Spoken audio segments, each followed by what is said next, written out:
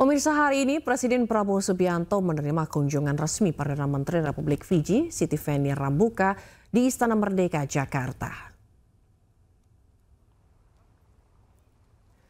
Tiba di Istana Kompleks Kepresidenan sekitar pukul 10.30 waktu Indonesia Barat, PM Fiji, Siti Feni Rambuka, disambut langsung oleh Presiden Prabowo Subianto. Kedua pemimpin negara ini kemudian menuju ke dalam istana untuk melakukan pertemuan dan membahas penguatan hubungan bilateral serta kerjasama di berbagai bidang strategis.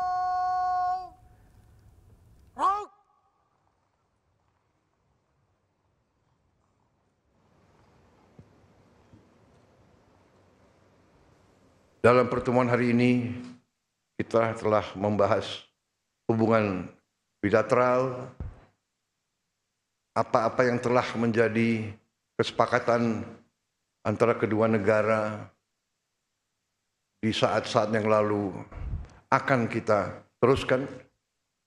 Di bawah pemerintah yang saya pimpin, kita akan menepati semua komitmen dan perjanjian kita dalam waktu yang cepat. Di bidang kerjasama politik, kita ingin mengefektifkan perjanjian kerjasama pertahanan yang sudah kita jalin beberapa saat yang lalu. Kita juga berkomitmen, Indonesia berkomitmen untuk mendukung pembangunan pusat latihan pertanian regional di Fiji. Perdana Menteri Republik Fiji, Siti Feni Rambuka, tiba di Indonesia kemarin malam di Bandara Soekarno-Hatta. Kedatangannya disambut dengan upacara kehormatan. Menteri Pendidikan Tinggi, Sains dan Teknologi Brian Yuliarto dan Duta Besar Republik Indonesia untuk Republik Fiji, Dupito Simamora, ikut menyambut kedatangan Perdana Menteri Republik Fiji.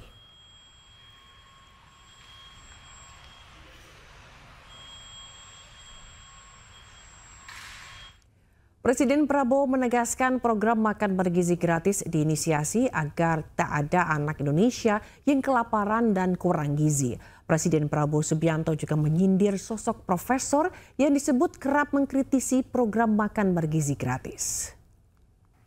Kita memberi program makan bergizi, ada yang menentang, ada yang nyinyir, dan yang nyinyir kagetnya tuh ya ada yang profesor nyinyir gitu.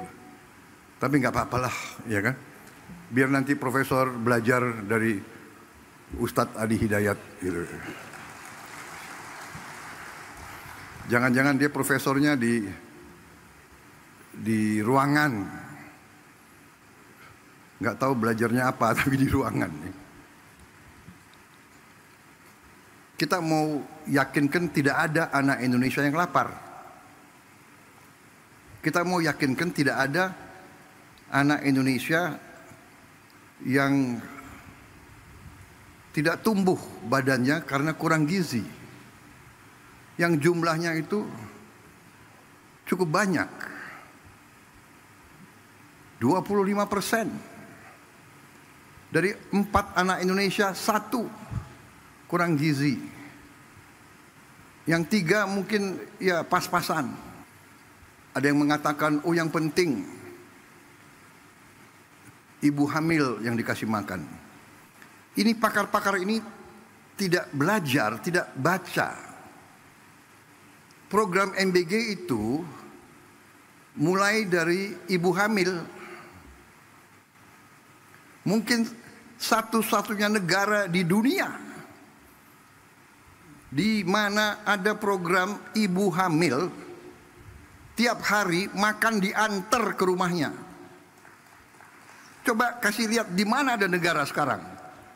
Saudara-saudara sekalian, saya dapat surat dari pimpinan negara lain. Belajar ke Indonesia, mau belajar tentang makan bergizi. Saya katakan kita belum. Nanti akhir tahun baru kita selesai semua. Tapi kita sudah mulai. Sementara itu sejumlah masalah membayangi program makan bergizi gratis, mulai dari keracunan hingga dugaan korupsi. Pemerintah pun pastikan terus membenahi program unggulan Presiden Prabowo.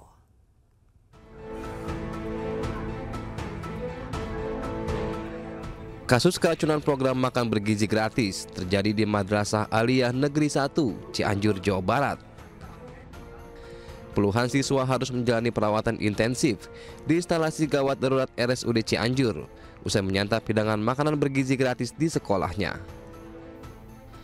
Menteri Koordinator Bidang Pemberdayaan Masyarakat Muhaimin Iskandar meminta Menteri Kesehatan menyelidiki penyebab keracunan dalam program makan bergizi gratis. Nah, itu yang harus dicek sumber utamanya ya. Nah, tolong kepada Kementerian Kesehatan mengecek sumber utama keracunan itu, apakah dari dapurnya, apakah dari proses angkutannya, apakah dari tempat lain. Nah, nanti kita tunggu aja investigasinya. Laboratorium Kesehatan Daerah harus cepat ya mengambil langkah-langkah supaya kita tenang. Selain kasus keracunan, program makan bergizi gratis juga dibayang-bayangi dugaan penggelapan dana. Polres Metro Jakarta Selatan kembali memeriksa 5 orang saksi dari mitra dapur SPPG Kalibata. Pemeriksaan dilakukan terhadap pelapor, korban, bagian administrasi, dapur, operasional, dan orang yang mengetahui perjanjian antara yayasan dan korban. Pemerintah pun terus membenahi program unggulan Presiden Prabowo. Saat ini, program makan bergizi gratis menghabiskan dana sebesar 71 triliun rupiah yang diambil dari APBN. Tim Liputan iNews melaporkan. Presiden kedua Republik Indonesia Soeharto diusulkan untuk mendapat gelar pahlawan nasional di tahun 2025 dari Provinsi Jawa Tengah. Menanggapi usulan tersebut, Putri Presiden Soeharto, Titi Soeharto mengaku diangkat atau tidak ayahnya sebagai pahlawan nasional, Soeharto akan tetap menjadi pahlawan bagi keluarga dan bagi banyak orang.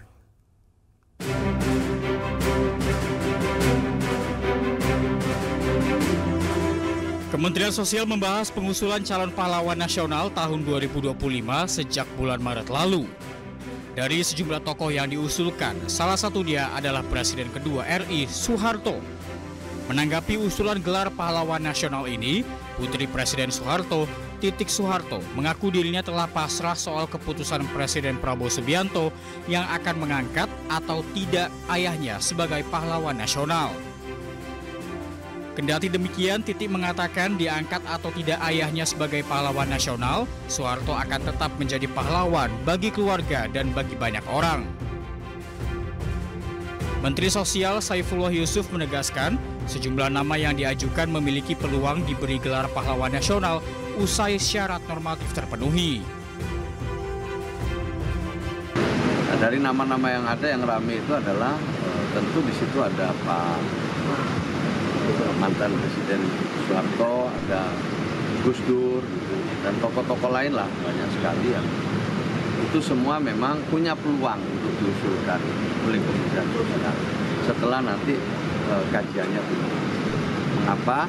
Karena paling tidak syarat-syarat normatifnya semua sudah terpenuhi syarat-syarat normatif. Sebelumnya nama Presiden kedua RI Soeharto masuk daftar 10 usulan Kementerian Sosial sebagai pahlawan nasional tahun 2025. Soeharto diusulkan dari Provinsi Jawa Tengah. Selain Soeharto, nama lainnya yang diusulkan salah satunya Presiden keempat RI Abdurrahman Wahid atau Gus Dur. Tim Liputan iNews melaporkan. Usai jeda, Gubernur Jawa Barat Deddy Mulyadi akan menjawab tudingan penunggangan pajak kendaraan mobil mewah miliknya. Jangan kemana-mana, Pemimpin Rakyat segera kembali.